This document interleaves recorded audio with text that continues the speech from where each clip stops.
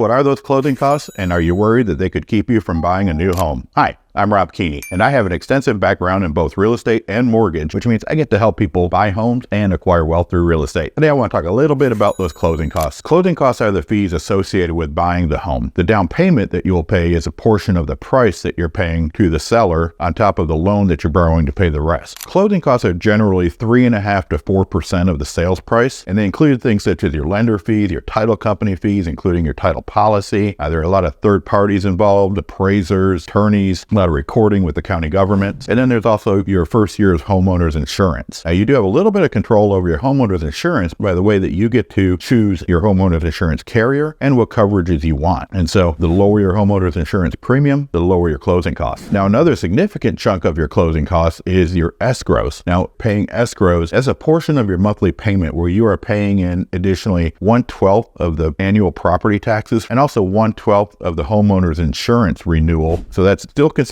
your money, and it is put into a separate account and held for you to pay those future expenses. So at the end of the year, the lender has collected enough funds to pay the property taxes, or at the end of the first year when your homeowner's insurance that you paid for in your closing costs, when that expires, it must be renewed. And so the lender will be collecting 1/12 of that renewal every month. So then they'll have enough funds in your escrow account to renew that policy for you. Now, my general advice to most home buyers that I work with is don't let closing costs keep you from buying a home. There are certainly ways to cover those expenses. Sometimes that's negotiating with the seller to pay some of those closing costs for you. But there are also other strategic ways of rolling that into your loan. So if the closing costs have you down, don't sweat it. It's always better to buy rather than rent, and let yourself be the one who's gaining that equity through home ownership as you pay your mortgage, instead of somebody else gaining equity through home ownership as you pay their mortgage. If I can help with anything, any questions at all, please don't hesitate to reach out. I'm glad to answer any questions. And also, please hit that follow button and follow me for some more helpful insights on having a successful home buying experience.